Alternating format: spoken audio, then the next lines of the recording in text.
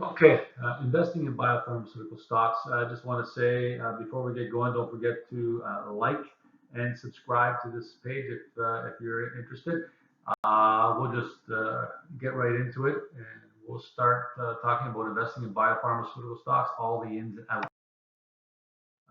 So basically, this is the table of contents that we'll be going through.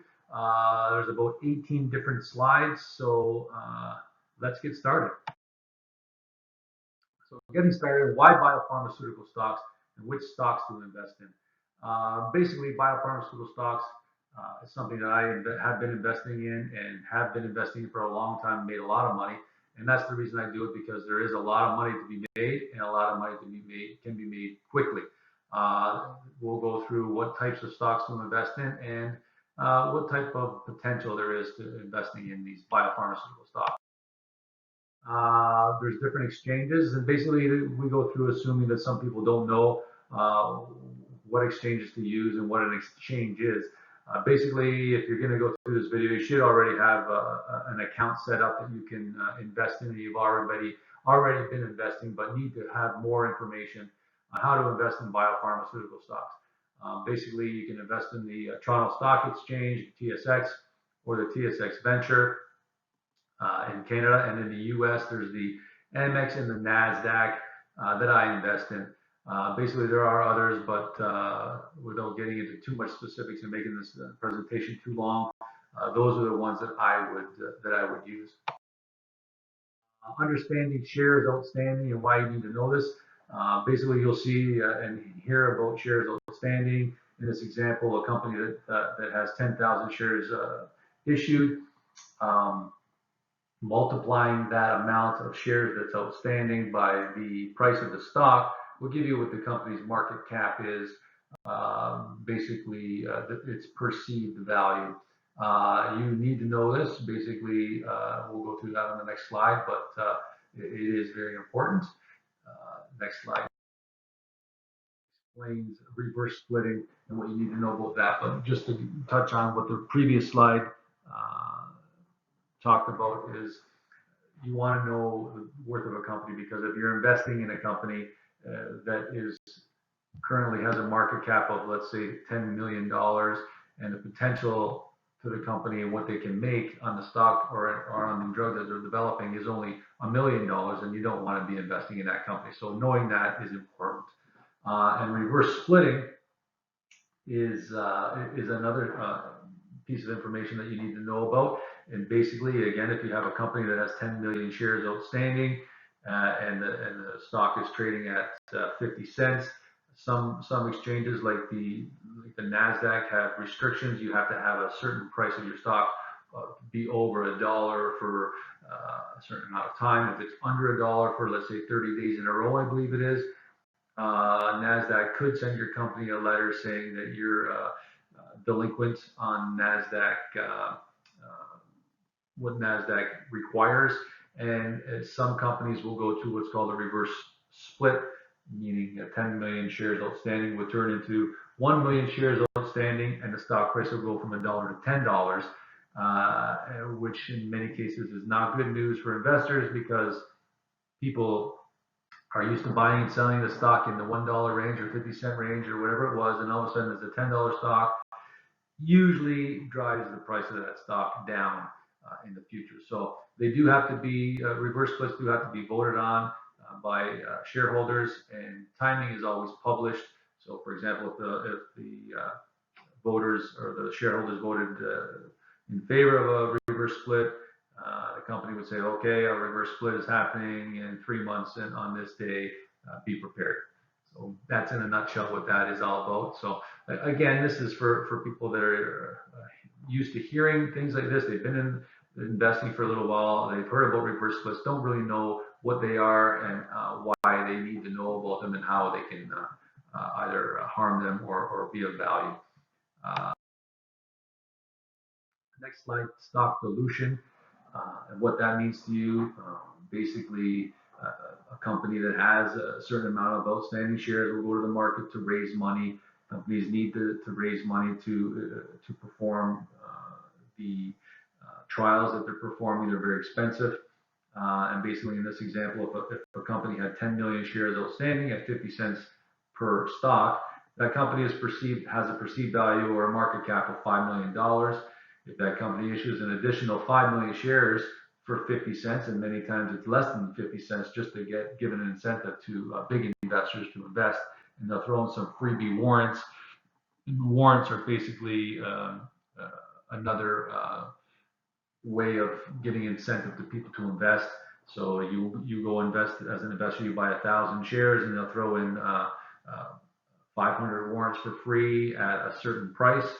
Then you would basically invest in that company based on hoping that the warrants will come into play and you can make even more money. But basically, if the $5 million perceived value from the 10 million shares now becomes 15 million shares at the same value, the company didn't go up because it issued more shares. It's still a $5 million company, let's say, but those shares are now perceived as 33 cents. So that would bring the stock price down, should bring it down into that area, which means your shares are now worth less money. So stock dilution is not good for you. Company valuation, evaluating how much a company's worth. We just basically touched on that on a previous slide. Again, it's calculated by multiplying the shares outstanding by the current stock price. So a company with 10 million shares outstanding at a share price of 50 cents has a market cap or perceived value of $5 million.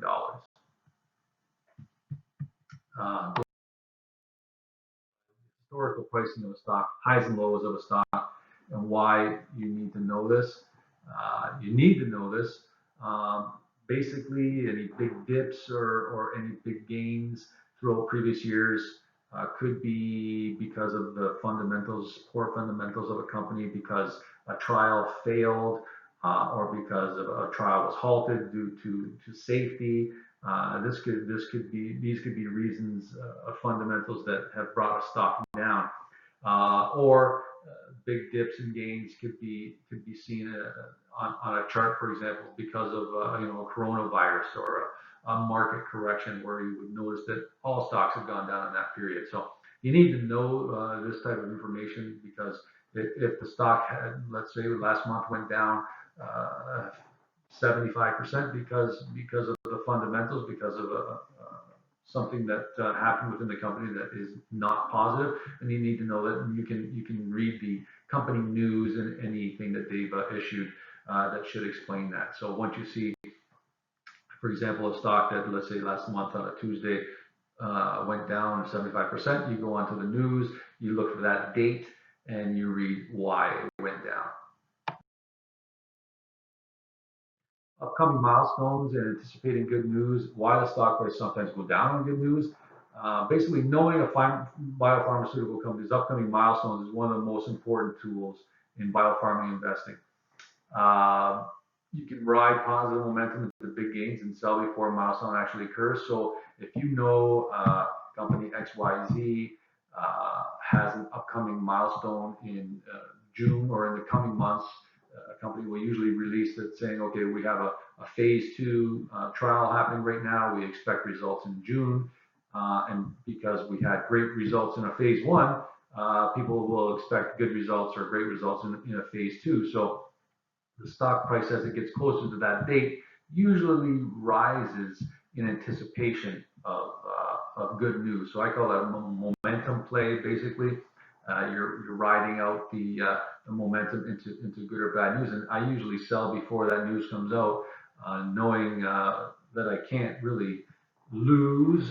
You can always lose, but it's minimized. My losses are my threat to losing is minimized because of the momentum that I'm riding, and I'm not waiting for results whether they're good or bad. And sometimes if they're good, the stock price still goes down because the price is already baked into the good news. It's going to go down because people see that the news came out and they're like, okay, now it's got to go to phase 3. There's a long wait, so I'm selling and taking my profits, and that's why a lot of times it goes down even on good news. So just riding momentum and selling before that is what is the type of play that I do.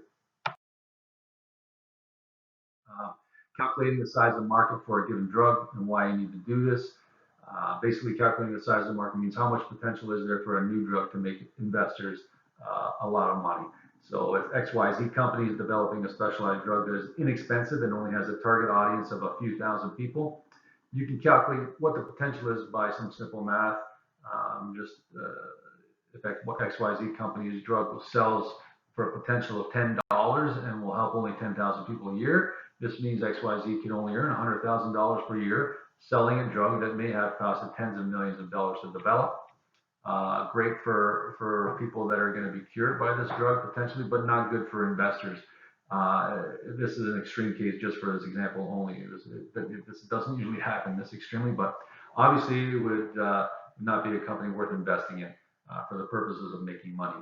On the flip side, if you have a blockbuster drug being developed by a company that has a small amount of shares outstanding and a low price, if there is potential after, let's say, a phase one, that price will usually go up based on the market potential. So they call it a blockbuster example of a cancer drug that will cure tens of thousands of people at a cost of tens of thousands of dollars. Will make you hundreds of millions of dollars for the company, and investors would definitely capitalize on that. Finding out what your upside, again, we just kind of touched on it on a previous slide.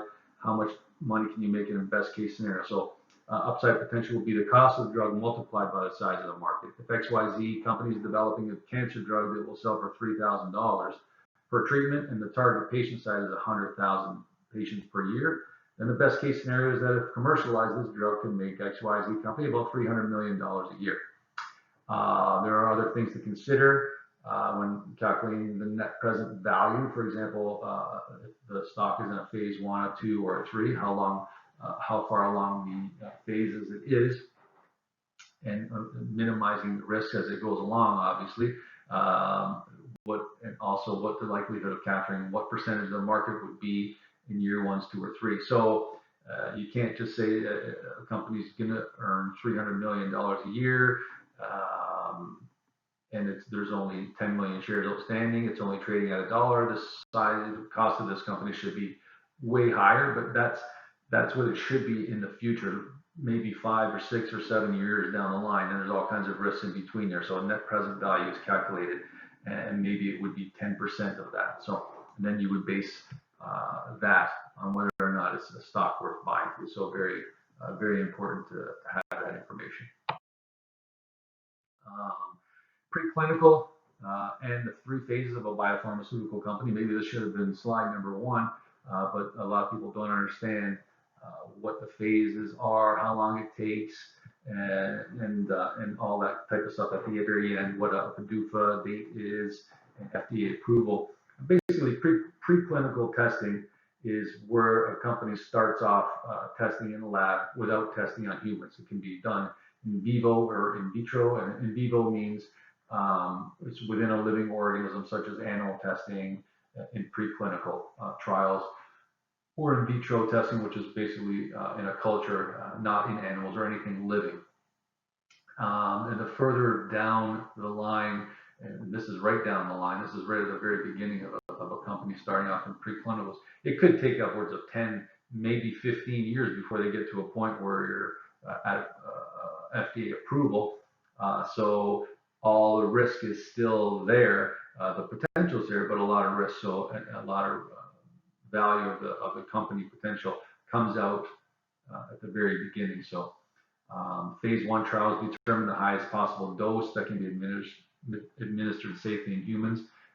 They determine all potential side effects, and if all that goes well, they go to a phase 2 trial. And as you go along, the risk becomes less all the while, and the net present value of that company should increase if they've done things properly. So phase 2 trial determines if the treatment actually works, like usually compared to placebos at this time. So basically, you're taking their drug and you're comparing it to a sugar pill or something that has no value at all. And then if that all goes well, you get into what's called a phase 3 trial. Very expensive to run these trials. So obviously, all the while, companies have to invest money into these trials, and if they get that money by diluting stock or borrowing or things like that, all factored in net present values of companies.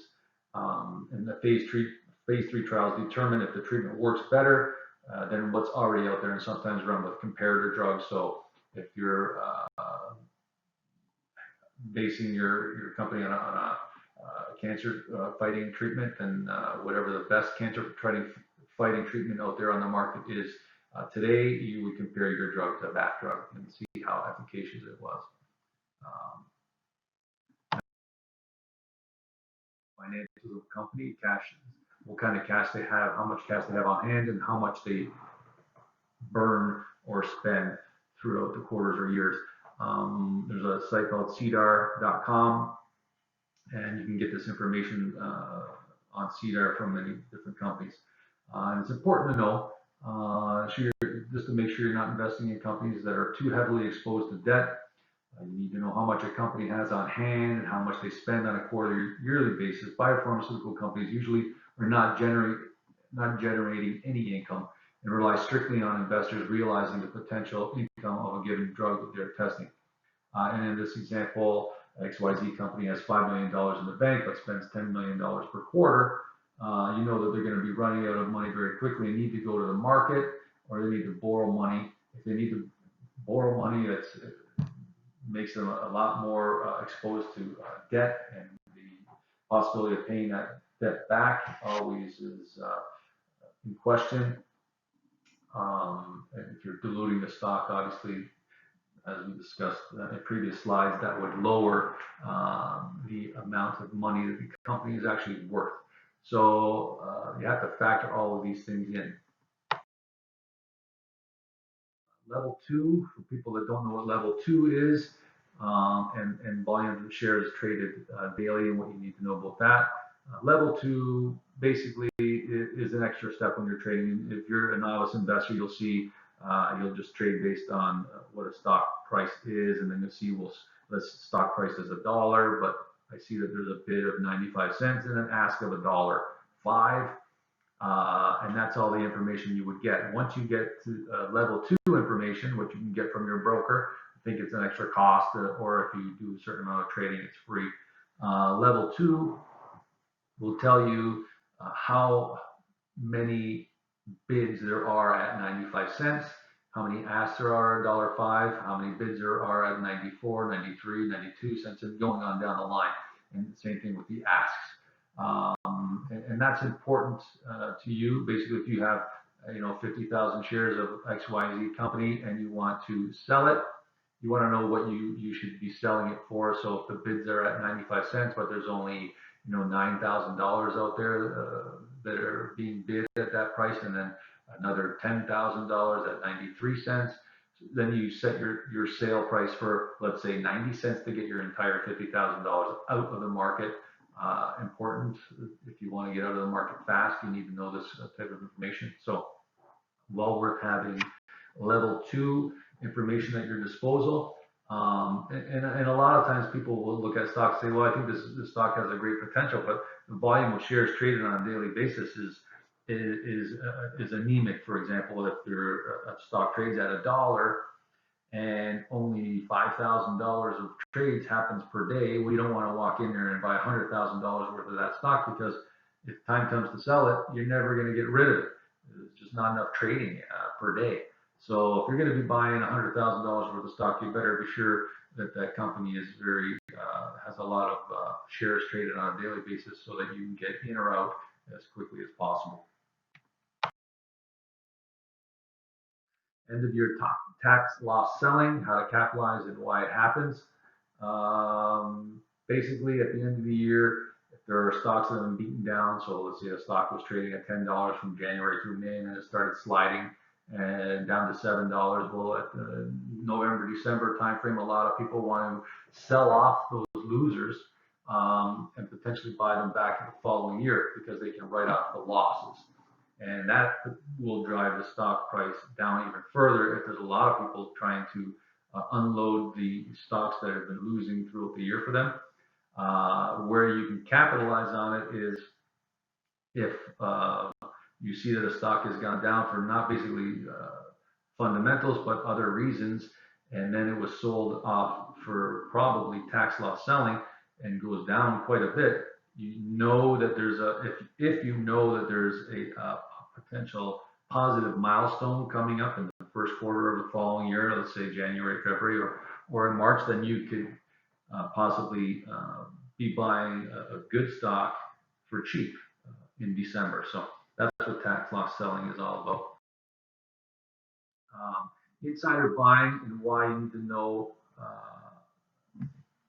anything about insider buying. Obviously, insider buying is directors of companies, CEOs that are buying or selling on stock. They have to publicize those purchases or sales. So if a lot of people inside a company are selling stock, it's usually a bad sign, and you might want to sell your stock as well because they might know something that you don't. And obviously, they do. And same thing if they're buying a lot of insiders are buying a lot of their stock, then potentially this is a good sign, and you might want to look further into that stock and possibly purchase that yourself and capitalize on what they already know.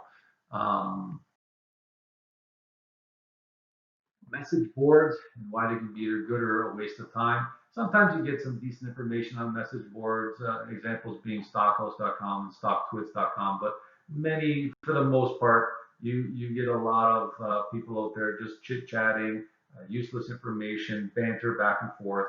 There's a lot of stock pumpers trying to pump up the stock for their own gain, or bashers trying to bring it down for their own gain. So be very, very careful when choosing what you choose to read on these message boards. And do not base your purchases based on what people say or don't say on these message boards. Generally, just follow the examples that I have, and you should have a much better chance of making your investment worthwhile. Technical trading, why I don't use it with these types of stocks. My type of stocks being momentum plays. Basically, technical trading is when investors look for certain trading patterns in a stock chart and buy and sell based on those patterns.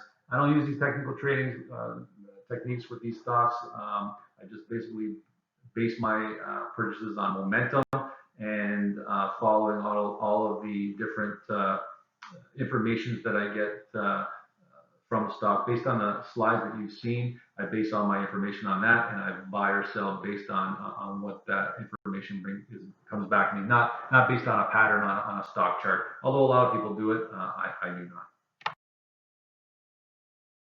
In summary, I just wanted to say that this slide show is intended to inform you of the basics of what you need to know. You definitely need to know before buying any biopharmaceutical stock, and the basis of what I use before I purchase any of these stocks.